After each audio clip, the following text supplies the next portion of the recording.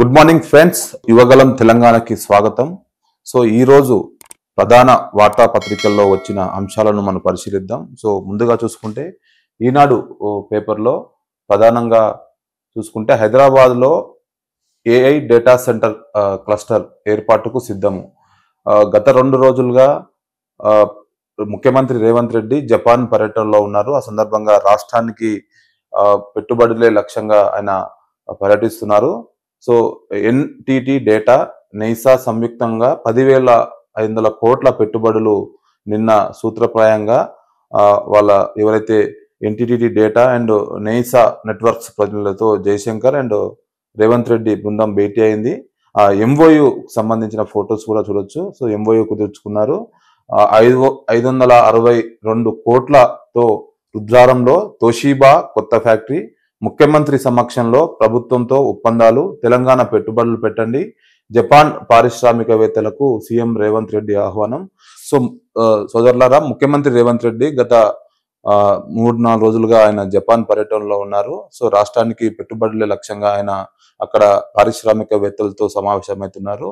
దాదాపు నిన్న ఈ రోజు కలిసి దాదాపు 30,000 కోట్లకు పైగా పెట్టుబడులు తీసుకొచ్చారు. సో ఈ సందర్భంగానే నిన్న జపాన్ ప్రజలతో భేటీ అయ్యారు. సో ముఖ్యమంత్రి రేవంత్ రెడ్డి నేతృత్వంలో జపాన్ పర్యటిస్తున్నారు. తెలంగాణ రైజింగ్ బృందం 2వ రోజు శుక్రవారం భారీ పెట్టుబడులు సంబంధించి కీలక ఒప్పందాలు చేసుకుంది. డిజిటల్ ట్రాన్స్ఫరేషన్, అదేవిధంగా ఐటీ సర్వీసుల్లో ప్రపంచంలో పేరొందిన NTT data, artificial intelligence floods cloud platform సంస్థ నైసా నెట్వర్క్స్ తో సంయుక్తంగా హైదరాబాద్ లో ఏఐ డేటా సెంటర్ క్లస్టర్ ను ఏర్పాటు చేయడానికి ముందుకొచ్చాయి. తెలంగాణ ప్రభుత్వంతో కలిసి దాదాపు 10,500 కోట్ల పెట్టుబడులతో ఈ క్లస్టర్ ఏర్పాటు చేసేందుకు త్రైపాక్షిక ఒప్పందం ఎంఓయూ కుదుర్చుకున్నారు. సో టోక్యోలో జరిగిన ఉన్నత స్థాయి సమావేశంలో ఈ పెట్టుబడులు ఒప్పందం కుదిరింది. ముఖ్యమంత్రి రేవంత్ రెడ్డి సమక్షంలో జరిగిన ఒప్పందంలో ఎన్టీటీ డేటా నైసా నెట్వర్క్స్ ప్రతినిధులు శరత్ సంఘి, అలోక్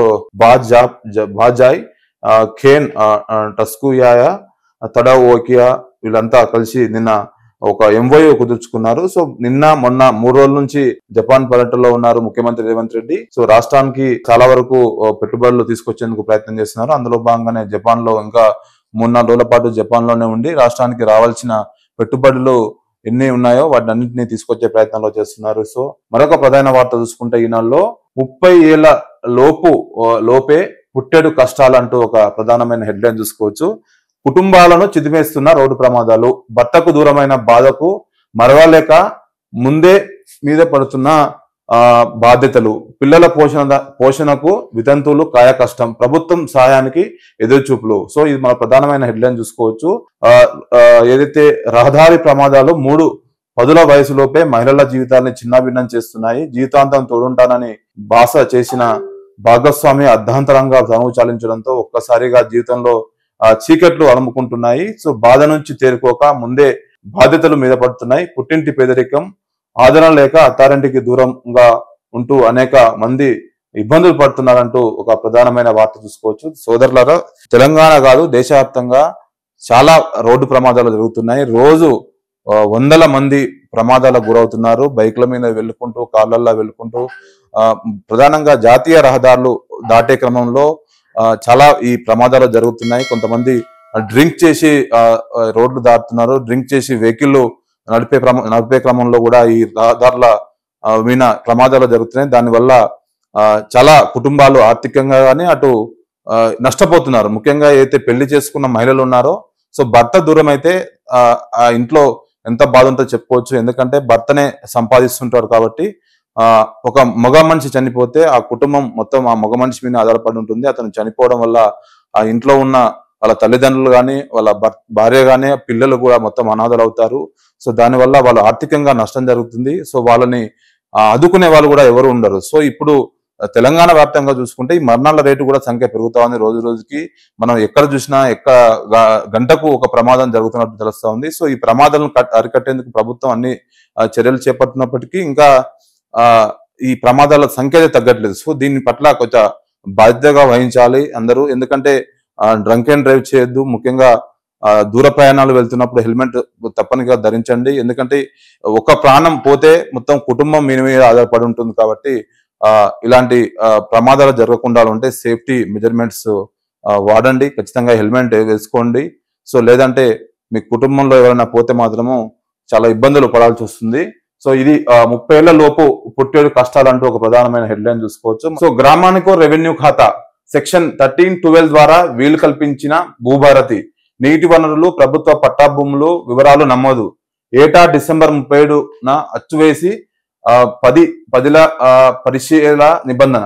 సో ప్రతి రైతుకు ఒకే భూమి ఖాతా ఉన్నట్లే ఇకపై ప్రతి గ్రామానికి రెవెన్యూ ఖాతా విజిలెన్స్ అకౌంట్ నిర్వహించేలా ప్రభుత్వం కొత్త చట్టం భూభారతి నిబంధన తీసుకొచ్చింది. సో భూభారతి రీసెంట్ గా ప్రభుత్వం తీసుకొచ్చింది. ఇంతకుముందు గతంలో ధరణి ఉండే, దాని ప్లేస్ గా భూభారతి తీసుకొచ్చి సో భూమి సంబంధించిన అంత హిస్టరీ అంతా ఆ భూభారతి చట్టంలో ఉండేలా ప్రభుత్వం తీసుకొచ్చింది. మరో ప్రధానమైన వార్త చూసుకుంటే జేఈ మెయిన్స్ లో మనోళ్ళే నెంబర్ 1 అజయ్ రెడ్డి బనిబ్రతులకు ప్రధాన ర్యాంకు 24 మందికి 100% లో, అందులో తెలంగాణ నుంచి 3, ఏపీ నుంచి 1 అర్ధరాత్రి ర్యాంకులను వెల్లడించిన ఎన్టీఏ. సో మనోళ్ళు జేఈ మెయిన్స్ లో సత్తా చాటారు. తెలంగాణ నుంచి 3, అదేవిధంగా ఏపీ నుంచి 1, దాదాపు 100 లాస్ట్ 100లో ఉంటే దాదాపు అందులో మనోళ్ళు 24 మంది ఉన్నారు. సో ఇది ఒక ప్రధానమైన వార్త ఈనాడులో చూసుకోవచ్చు. మరోపక్క తెలంగాణ వెలుగు V6 వెలుగులో చూసుకుంటే మాత్రము భగవద్గీతకు యునెస్కో గుర్తింపు. సో భరతముని రాసిన నాట్య శాస్త్రీయానికి చోటు, దేశ తాత్విక కళాత్మక వారసత్వానికి అంతర్జాతీయ స్థాయిలో గౌరవం, ప్రతి భారతీయుడు గర్వించదగ్గ విషయమన్న ప్రధానమంత్రి మోడీ.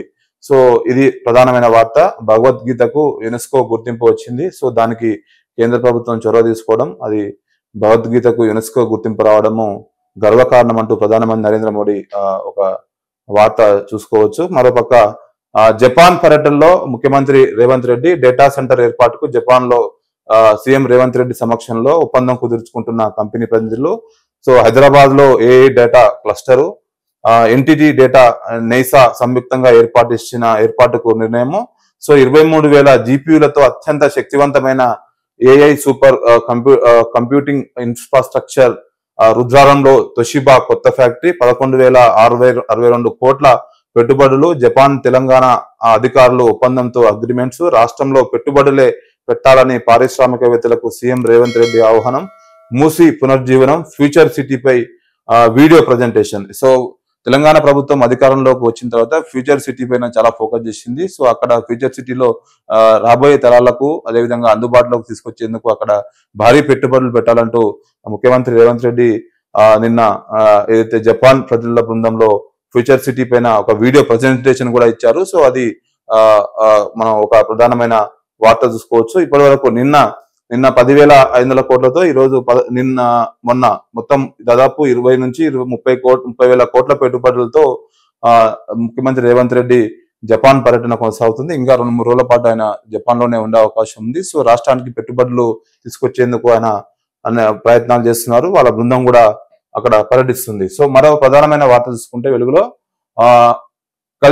ఆహార కల్తీపై శిక్షలు లేవా, నోటీసులతోనే సరి, కనీసం లైసెన్సులు కూడా రద్దు చేస్తలేదు. సో చట్టం ప్రకారము లక్షల్లో పెనాల్టీ, జైలు శిక్ష కూడా విధించే అవకాశం. గత 2 ఏళ్లలో 3,000 మందికి పైగా నోటీసులు, కానీ ఒక్కరికి జైలు శిక్ష పడలేదు. హోటళ్లు, రెస్టారెంట్లు, ఆహార తయారీ కేంద్రాలు అధ్వాన పరిస్థితులు, నామమాత్రం పెనాల్టీలు వేసి వదిలివేస్తున్న ఆఫీసర్లు. రాష్ట్ర మొత్తానికి ఒక్కటే టెస్టింగ్ ల్యాబ్, సరిపడా ఫుడ్ సేఫ్టీ ఆఫీసర్ లేరు. ఇదే అదనుగా రెచ్చిపోతున్న కల్తీ మాఫియా. ఛాయ్ నుంచి బిర్యానీ దాకా కల్తీనే. సో సోదరులారా, ఇది ప్రధానమైన వార్త చూసుకోవచ్చు. రాష్ట్ర వ్యాప్తంగా కాదు, దేశవ్యాప్తంగా కూడా ఆహారం కల్తీ జరుగుతుంది. ముఖ్యంగా హైదరాబాద్ లో విపరీతమైన ఆహారం కల్తీ జరుగుతుంది. ఏది తిందామన్నా భయం అనే పరిస్థితి ఉంది. ఆయిల్, ఇంట్లో ప్రధానంగా వాడుకునే వస్తువులు, ఆహార పదార్థాల నుంచి ప్రతిదీ కల్తీనే జరుగుతుంది. చాలా దాడులు జరిగినప్పటికీ హోటళ్ల పైన కూడా దాడులు చేస్తూ ఉంటారు ఫుడ్ సేఫ్టీ అధికారులు. కానీ నామమాత్రము, అంటే కేవలం వేలల్లో, వందల్లో, లేకపోతే జస్ట్ జరిమానా విధించి వాళ్ళని వదిలేస్తున్నారు. వాళ్ళకి ఎలాంటి శిక్షలు వేయట్లేదు. లక్షల్లో జరిమానా విధించే అవకాశం ఉన్నప్పటికీ వాటిని వేయట్లేదు. కేవలం నామమాత్రంగా వారిపైన 500, 1000 జరిమానా వేసి కేవలం వదిలేస్తున్నారు. గత 2 ఏళ్లలో 3,000 మందికి పైగా నోటీసులు, కానీ ఒక్కరు కూడా జైలుకోలేదు. సో ఫుడ్ అనేది ఎంత ఇంపార్టెంట్ ప్రతి మనిషికి తెలుసు. సో అలాంటి ఫుడ్ ను కల్తీ చేస్తున్న వారిని పట్టించుకోవట్లేదు అధికారులు. ఎందుకు దాని వెనుక ఏ కోణం ఉందో మనకు తెలిసిందే. సో ప్రతి ప్రభుత్వ అధికారులు కానీ ప్రభుత్వలో పనిచేస్తున్న సిబ్బంది ఏదైతే ఫుడ్ సేఫ్టీ అధికారులు ఇకనైనా ఈ ఏదైతే కల్తీ జరుగుతుందో ఆహారంలో, సో దాన్ని కట్టడి చేయాల్సిన అవసరం ఉంది. ఎవరైతే ఈ కల్తీకి పాల్పడుతున్నారో వారి పట్ల ఖచ్చితంగా శిక్ష పడేలా భారీ ఫైన్లు వేస్తే నెక్స్ట్ టైం రిపీట్ చేయరు. ఎందుకంటే హైదరాబాద్ లో చాలా బిర్యానీ సెంటర్లు కానీ ఫుడ్ చాలా హోటల్స్ ఉన్నాయి. హోటల్లో మొత్తం అక్కడ శుద్ధి అంటే హోటల్ లోపల కిచెన్ లోకి వెళ్తే కుళ్ళిపోయిన పదార్థాలు, కుళ్ళిపోయిన ఆహారము, వారం 10 రోజులకు ఉన్న చికెన్ అలాంటి మనకు కనిపిస్తూనే ఉంటే సర్వసాధారణం ఉంది. కానీ వాటిని పట్టించుకునే నాతులు లేరు, దాని మీద ఒక నిఘా లేదు. పట్టుకున్నప్పటికీ వారికి సరైన శిక్ష విధించట్లేదు. కాబట్టి మళ్ళా యథావిధిగా ఈ ఆహారం కల్తీ చేస్తున్నారు. సో ఈ ఆహారాన్ని కల్తీని అరికట్టాల్సిన అవసరం ఉంది. సో దానికి అధికారులు చొరవ తీసుకొని ఎవరైతే కల్తీకి పాల్పడుతున్నారో వారిపైన కఠినంగా ఒక శిక్ష లేదా వారిని జైలుకి పంపడం చేస్తే కాస్తైనా ఈ ఆహారం కల్తీ అనేది తగ్గుతుంది. ఎందుకంటే ఈ కల్తీ ఆహారం తిని చాలా మంది రోగాల పాలవుతున్నారు, చాలా మంది హాస్పిటల్లో అడ్మిట్ అవుతున్నారు. సో చాలా మంది ఇబ్బందులు పడుతున్నారు. సో వాటిని కట్టడి చేయాలంటే ఖచ్చితంగా అధికారులు ఒక సరైన శిక్షలు, వారికి భారీ జరిమానాలు విధిస్తే మాత్రమే ఈ కల్తీ ఆహారము తగ్గించే అవకాశం ఉంది. సో చాలా వరకు మనం చూసుకోవచ్చు హైదరాబాద్ కానీ ప్రధాన నగరాల్లో ఇదే పరిస్థితి. మనం ఈ ఫోటోలో చూసుకుంటే కూడా ఎంత అధ్వానంగా గచ్చిబౌలిలోనే ఒక ప్రముఖ హోటల్లో అపరిశుభ్రత, హోటల్లో లోపల తయారు చేసే కిచెన్ లో ఎంత అధ్వానంగా ఉంది. సో దాదాపు ఈ ఒక్కటే కాదు, మొత్తం రాష్ట్రం మొత్తానికి ఒకటే టెస్టింగ్ ల్యాబ్ అంటే ఎన్ని హోటల్స్ తెలంగాణ వ్యాప్తంగా ఎన్ని హోటల్స్ ఉన్నాయి, ఒకటే టెస్టింగ్ ల్యాబ్ ఉంటే ఎక్కడ టెస్ట్ చేస్తారు, ఎక్కడ వాళ్ళు దాన్ని రిపోర్ట్ ఇస్తారనేది మాత్రం మనం చూసుకోవాల్సిన అవసరం ఉంది. ఇదే అదునుగా రెచ్చిపోతున్న కల్తీ మాఫియా. కల్తీ మాఫియా అంటే ఇప్పుడు అల్లం పేస్ట్ కూడా దాదాపు మనం చాలా సార్లు టీవీల్లో కానీ వార్తల్లో చూసినాం. అల్లం పేస్ట్ విపరీతంగా కల్తీ అవుతుంటది. అల్లం పేస్ట్ ప్రతి కూరలో సర్వసాధారణంగా వేసుకుంటారు. అదేవిధంగా ఆయిల్ కూడా, ఆయిల్ లాంటి ఆయిల్ లేకుండా కూర కాదు. సో అలాంటి వాటిని కూడా పూర్తిగా కల్తీ చేస్తున్నారు. ఛాయ్ నుంచి బిర్యానీ దాకా అన్ని కల్తీ, ప్రతి ఒక్క ఆహారంలో కల్తీ, వంట నూనెలతో సహా అందులో వాడే మిగతా మీడియన్స్ కూడా మొత్తము కల్తీ అవుతున్నాయి. సో దీన్ని ఒక ప్రధానంగా వీళ్ళు వెలుగులో వార్త చూడొచ్చు.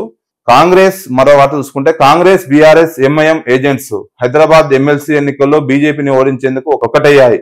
కిషన్ రెడ్డి, ప్రజలు చైతన్యం కాకపోతే మళ్లీ రజాకారుల కాలం వస్తుంది, మోదీ వల్లే రాష్ట్రానికి పెట్టుబడులు వస్తున్నాయని మరో వ్యాఖ్య చేశారు. హైదరాబాద్ లోకల్ బాడీ ఎమ్మెల్సీ ఎన్నికల్లో ఓడించేందుకు కాంగ్రెస్, బీఆర్ఎస్, ఎంఐఎం ఒక్కటయ్యాయని బీజేపీ రాష్ట్ర అధ్యక్షుడు కేంద్ర మంత్రి కిషన్ రెడ్డి ఆరోపించారు. మజ్లిస్ పార్టీ మిగిలిన 2 పార్టీలు ఏజెంట్లుగా పనిచేస్తున్నాయంటూ ఆయన ఆరోపించారు. సో మజ్లిస్ పార్టీ అదైతే ఇప్పుడు ఎమ్మెల్సీ ఎన్నికల్లో బీజేపీ హైదరాబాద్ లో పోటీ చేయాలని చూస్తుంది. సో ఈ నేపథ్యంలోనే రాష్ట్ర అధ్యక్షుడు కిషన్ రెడ్డి, కేంద్ర మంత్రి కీలక వ్యాఖ్యలు చేశారు. కాంగ్రెస్, బీఆర్ఎస్, ఎంఐఎం కు ఏజెంట్లుగా ఉన్నాయి. సో మరోసారి మజ్లిస్ అయితే నిజాం పరిపాలన, రజాకార్ల పరిపాలన చూడాలనుకుంటే మాత్రము ఆ పార్టీలకు ఓటు వేయాలి, లేకపోతే అభివృద్ధి కావాలనుకుంటే మాత్రం బీజేపీకి ఓటు వేయాలంటూ కేంద్ర మంత్రి కిషన్ రెడ్డి నిన్న కీలక వ్యాఖ్యలు చేశారు. సో మరోపక్క కిషన్ రెడ్డివి దిగజాడు మాటలు, ఎమ్మెల్సీ ఎన్నికలతో రజాకాల రాజ్యం ఎట్లొస్తుంది, మహేష్ కుమార్ గౌడ్ పిసిసి అధ్యక్షుడు కాంగ్రెస్. పొద్దున్న లేస్తే ఓవైసీ జపం తప్ప ఆయనకు ఏమీ చేత కాదు, సంఖ్యాబలం లేక మేం పోటీ చేయట్లేదు, రాష్ట్రానికి కేంద్ర మంత్రిగా ఏం చేశారో చెప్పాలంటూ సవాల్. సో ఏదైతే హైదరాబాద్ ఎమ్మెల్సీ ఎన్నికల్లో కాంగ్రెస్ పార్టీ పోటీ చేయట్లేదు, ఎందుకంటే వాళ్ళకు ఎమ్మెల్యేల సంఖ్య లేదు కాబట్టి వాళ్ళు పోటీ చేయట్లేదు అని ఆయన వ్యాఖ్యలు చేశారు. సో దిగజాడు మాటలు కిషన్ రెడ్డి అంటూ మహేష్ కుమార్ గౌడ్ మాట్లాడుతున్నారు. ఎంఐఎం కాంగ్రెస్ పార్టీ ఏజెంట్ గా మారింది. కేంద్ర మంత్రి కిషన్ రెడ్డి చేసిన వ్యాఖ్యలపై PCC chief Kumar Goud fire అయ్యారు. ఎమ్మెల్సీ ఎన్నికల్లో ఎంఐఎం గెలిస్తే రజాకాల రాజ్యం ఎట్లా వస్తుందో కిషన్ రెడ్డి చెప్పాలి. శుక్రవారం గాంధీ భవన్ లో మహేష్ కుమార్ గౌడ్ మీడియాతో మాట్లాడుతూ ఆయన ఈ వ్యాఖ్యలు చేశారు. సో ఇద్దరు చూసుకోవచ్చు, అటు కిషన్ రెడ్డి, ఇటు మహేష్ కుమార్ గౌడ్ మాటకు మాట అనుకున్నారు. సో ఖచ్చితంగా మరి అటు ఏదైతే ఈ వ్యాఖ్యల పట్ల మరి బీఆర్ఎస్ కూడా ఎట్లా స్పందిస్తుందో మనం వేచి చూడాల్సిన అవసరం ఉంది. సో మరో వార్త చూస్తే నిన్న హైదరాబాద్ లో విపరీతమైన వర్షము, అక్కడక్కడ జల్లులు, కొన్ని ప్రాంతాల్లో విపరీతమైన గాలి వానతో కూడిన బీభత్సమైన వర్షం పడ్డది. భారీ వర్షానికి హైదరాబాద్ లోని యాకుత్పూర్ లో రోడ్డుపై పొంగుతున్న డ్రైనేజీ, గాలి వాన బీభత్సం, హైదరాబాద్ లో వడగండ్లు, ఎదురుగాలు, గంటన్నర పాటు వర్షం, కూలిన చెట్లు, కరెంటు స్తంభాలు, రోడ్ల జలమయం. పలు జిల్లాల్లోనూ మోస్తరి వాన. మరో 5 రోజుల పాటు వర్షాలు ఉండే అవకాశం ఉంది. 16 జిల్లాలకు ఎల్లో అలర్ట్. సో నిన్న సాయంత్రం 3 గంటల నుంచి 4 గంటల వరకు హైదరాబాద్ లో విపరీతమైన ఎదురుగాళ్ళు, వర్షం, అదేవిధంగా వర్షం పడింది. సో దానివల్ల చాలా మంది ఇబ్బంది పడ్డారు. సో ట్రాఫిక్ కూడా చాలా అంతరాయం ఏర్పడింది. సో మరో 5 రోజుల పాటు ఇలాంటి వర్షాలే ఉండే అవకాశం ఉంది. సో 16 జిల్లాలకు ఎల్లో అలర్ట్ కూడా రాష్ట్ర వాతావరణ శాఖ హెచ్చరికలు జారీ చేసింది. సో ఇది ప్రధానమైన వార్తలు వెలుగులో చూసుకుంటే, మరోపక్క ఎంఎంటీఎస్ లో లైంగిక దాడి కట్టుకథనన్న అనుమానిస్తున్న పోలీసులు. సో 250 సీసీ కెమెరాల ఫుటేజ్ ని పరిశీలించగా 120 మందిని అనుమానితులుగా విచారణ. ట్రైన్ లోకి మరో వ్యక్తి ఎక్కినట్టు ఒక్క కూడా దొరకలేదు. లీగల్ ఒపీనియన్ తీసుకునే కేసును మూసివేతకు నిర్ణయం.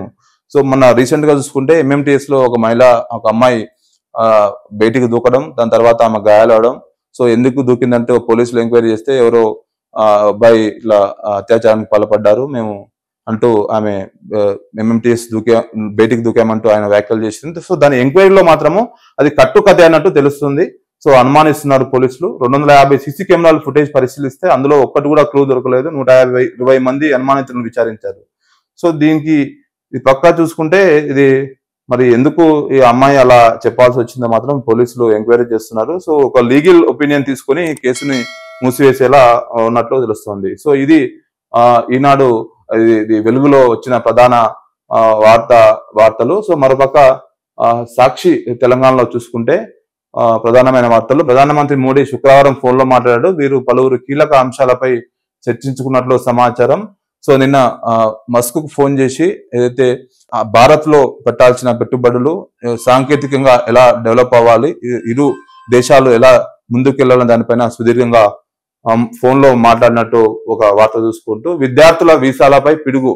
ట్రంప్ ప్రభుత్వం 4 రోజుల వ్యవధిలోనే ఏకంగా 10,024 మంది అంతర్జాతీయ విద్యార్థుల వీసాలు రద్దు చేసింది. సో ఇది ఒక ప్రధానమైన వార్తని చెప్పుకోవచ్చు మిత్రులారా. ఎందుకంటే ట్రంప్ అధికారంలోకి వచ్చిన తర్వాత దాదాపు అన్ని దేశాల్లో వాళ్ళని పంపిస్తున్నారు. ముఖ్యంగా భారతీయులు కూడా చాలా మంది ఇప్పటికే దాదాపు 2 నుంచి 3 వేల మంది విద్యార్థుల్ని వాళ్ళ ఫ్లైట్లలో రిటర్న్ పంపించారు. ఇంకా చాలా మందికి నోటీసులు ఇచ్చారు. దాదాపు 3 లక్షల మందికి పైగా అక్కడ విద్యార్థులు చదువుతున్నారు. సో వాళ్ళందరికీ ఇప్పుడు ఒక క్లిష్టమైన పరిస్థితి ఏర్పడింది.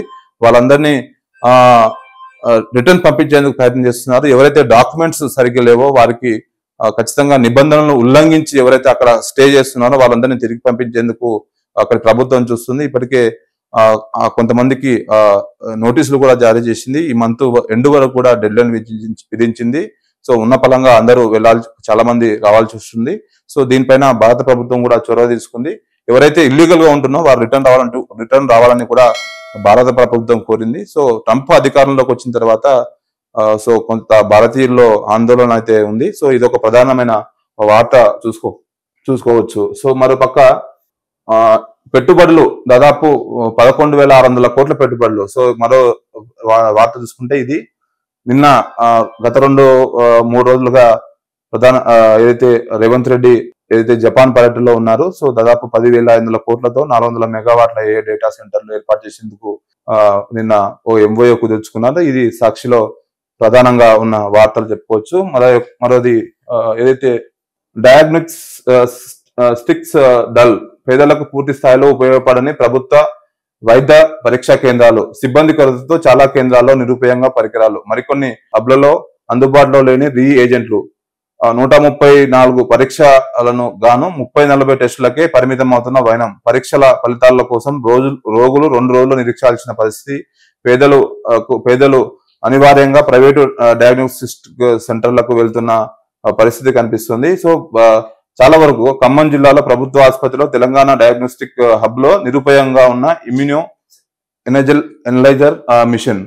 సో దాదాపు మనం ఈ తెలంగాణలో ప్రభుత్వ హాస్పిటల్లో చాలా అధ్వానంగా ఉన్నాయంటూ ఒక వార్త చూసుకోవచ్చు సాక్షిలో.